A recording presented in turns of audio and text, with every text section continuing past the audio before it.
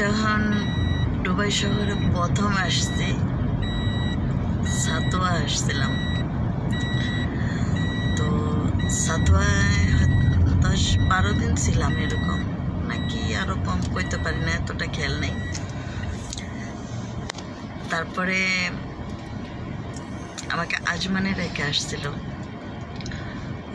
পার্লারের কাজে করার জন্য। তা এখন যখন মাঝে মাঝে আসি না এখানে, মানে যে কদিনই ছিলাম,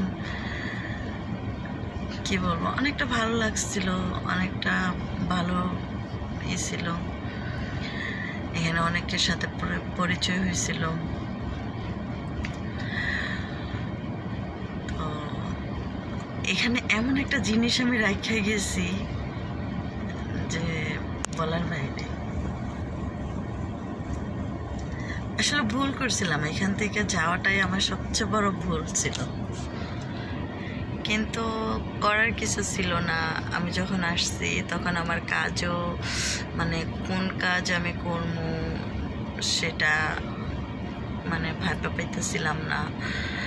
এক তো আমি পানির কাজ করতে পারবো না, আমার একটু ঠান্ডার প্রবলেম আছে। তো মানে অনেক কিছু তো বলছিল রেস্টুরেন্টে যেমন ওয়েটারের কাজ করে, তো ওগুলা বলছি না, আমি ওগুলা করতে পারব না ইত্যাদি এসব। তো বলছে যে তুই কী কাজ করবি। তো অবশেষে আমাকে পার্লারের কাজে দেওয়া হয়েছে। তো মাঝে মাঝে আসি আমি এখানে সাতোয়া বেশি আসি, কারণ আমার যে অর্ডার হয় ওইগুলো সাতোয়াই বেশি হয়। কারণ এই জায়গা বেশিরভাগ মানুষ মনে করেন বিজি থাকে। দুবাই মানে দুবাই সাইড, মানে আমরা যে জায়গায় থাকি শারজাহ আজমান, ওই জায়গায় জায়গায় জায়গায় পার্লার আছে, জায়গায় জায়গায় মনে করেন দোকান আছে। তো এই জায়গায় না জায়গায় জায়গায় থাকলেও কিন্তু এই জায়গায় না দাম বেশি হয়। আর তাছাড়া যে আমরা যে প্যাকেজটা অনলাইনে আপলোড করছি 150 টাকার, মানে 150 টাকার, ওখান ভিতরে আপনি 15টা সার্ভিস পাইবেন। তার জন্য আর কি এদিকে আমাদের কাস্টমার বেশি হয়, হোম সার্ভিস। তো মাঝে মাঝে যখন সত্য অনেকটাই লাগে। আবার যখন আমি আজমানে থেকে আর কি সামনে মতো নেই,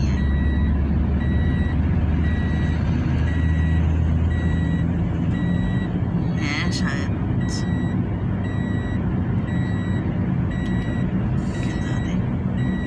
शायद है।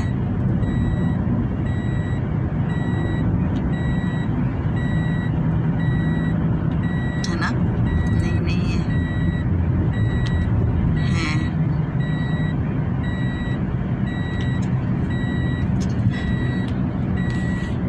এটা হলো দুবাই ফ্রেম। আমি যখন সাতোয়া ছিলাম, তো ছাদের উপরে যখনই করতাম, এইটা আরেকটা বিল্ডিং আছে, ওইটা আমি প্রায়ই দেখতাম। এটা হলো দুবাই ফ্রেম। তবে কখনো কাছের থেকে যাইনি, এমনি গাড়ির থেকেই দেখা হয়েছে।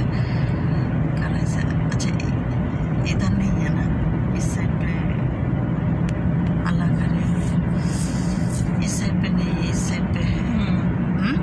इस साइड पे है, इस साइड पे नहीं है। तो সবাই কেমন আছেন, কি অবস্থা?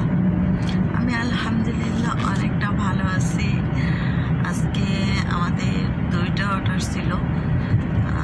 একটা ছিল 10 मिनट हो गया, फिर 10 मिनट यानी फिर गलत हो गया। चलो अल्लाह खैर करे, दिमाग को ठंडा करो, चाहे कुछ भी लो। জানেন আজকে আমার ম্যাডামের অনেক কষ্টের একটা দিন। 9,000 দিরহাম চলে গেছে তার জন্য তার অনেকই লাগতেছে। আসলে এটা অনেক বড় একটা অ্যামাউন্ট। তো জাহির যেখানে কষ্ট লাগারই কথা, যে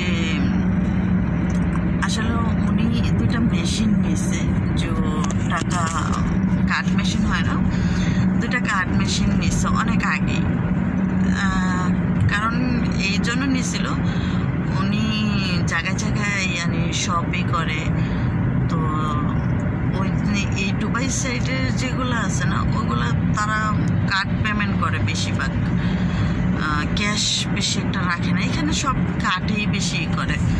তো উনি তার জন্য 2টা মেশিন নিছে। যখন মেশিন নিছে তখন অলরেডি 3000 টাকা দিয়া, ঠিক আছে, পেমেন্ট 3000 টাকা দেওয়ার পরেও, মানে ক্যাশ দিছে, ক্যাশ দেওয়ার পরেও ওনার সাথে কি হয়েছে, 1 মাস তো ভালো গেছে, যে 3য় মাস গেতেছে তখন কি হয়েছে, ওনার অ্যাকাউন্টে মানে টাকা কাট হইতেছে।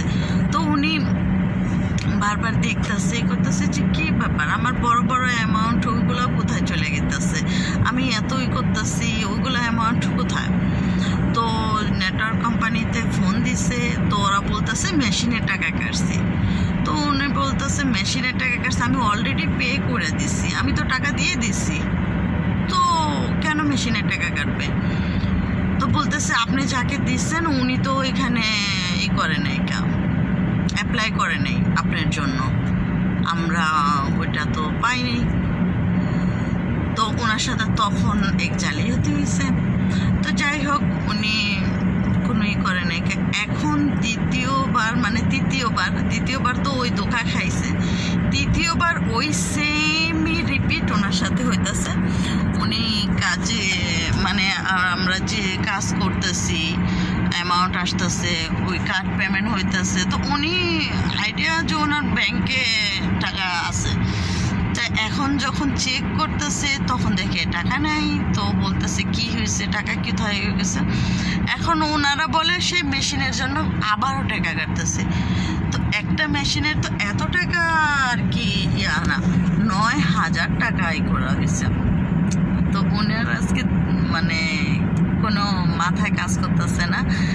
উনি মানে 10 মিনিটের রাস্তারে 1 ঘন্টা ধরে ঘুরাইতেছে, এদিক থেকে ওই দিক, ওই দিক থেকে ওই দিক। আমরা প্রথমে গেছি ওই গল্লিতে, ওই পাশের গল্লিতে গেছি, ঠিক আছে, ওই গল্লি থেকে ঘুরা আবার এখন এই রাস্তা দিয়ে আসছি, ঠিক আছে। তো ওনার মাথায় এখন কোনো কাজ করতেছে না। ওনার জন্য দোয়া করবেন, কারণ ওনার এখন আউট হয়ে গেছে, আউট।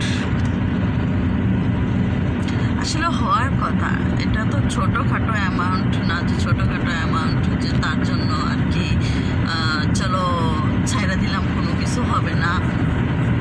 আসলে অনেক কষ্টের টাকা যদি চলে যায় না, বিশ্বাস করেন অনেক কষ্ট লাগে, অনেক কষ্ট লাগে, যে বলার বাইরে। এত কষ্ট কইরা যদি লাস্টে কোনো কিছুই পাই না, মিষ্টিও পাই না, একটা ঠোয়া পর্যন্ত পাই না, তো কি বলবো বলেন, ওটার মতো ভাষা আর বোঝার নেই।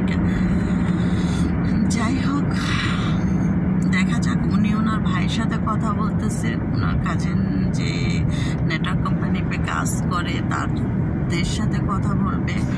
আর সবচেয়ে বড় কথা, ওনার ফ্রেন্ড ওনাদের সাথেও কথা বলতেছে। তো আমি বলছিলাম যে তুমি পুলিশ স্টেশন যাও, যা দেখো ওইখানের কি অবস্থা। তো উনি বলতেছে না, আমি এখন যাব না, আমি মানে কারণ এর আগেও একবার গেছিল। তো ওনারা বলছে আপনি ডাইরেক্ট ওইখানে কথা বলেন। তো তার জন্য ইনশাআল্লাহ দোয়া করবেন, ওনার টাকা জানি রিটার্ন আসে। আর ওনার টাকা আসলে তো আমারও আসবে, আমিও ভালোভাবেই করতে পারবো। তো অবশ্যই অবশ্যই আমার জন্য দোয়া করবেন, ওনার জন্য দোয়া করবেন। আর সুলতানা ব্লগে সবাইকে স্বাগতম। সবাই ভালো থাকবেন, লাইক কমেন্ট সাবস্ক্রাইব করবেন। ইনশাআল্লাহ জরুর নেক্সট ভিডিওতে আপনাদের সাথে দেখা হবে। আল্লাহ হাফিজ, বাই। আর হ্যাঁ, আমনে গো কি খবর? হেই মরে জানাই দিন বুঝছেন আপনারা বাংলাদেশে কিবা আসুন কিবা করতে আসুন মরে জানাই দিবেন ও মাই গড তো সব ভালো থাকবেন অনেক শয়তানি ফাজলামি করি অনেকে করি সবাই ক্ষমার দৃষ্টিকে দেখবেন আর ক্ষমা করে দিবেন 10টা না 5টা না একটা মাত্র বোন আমি পাগল বোন হই যেই হই মাফ করে দিবেন আল্লাহ হাফেজ আমরা দেখছেন ঘুরায়া ফিরায়া কিন্তু আমরা ওই রাস্তায় আসছি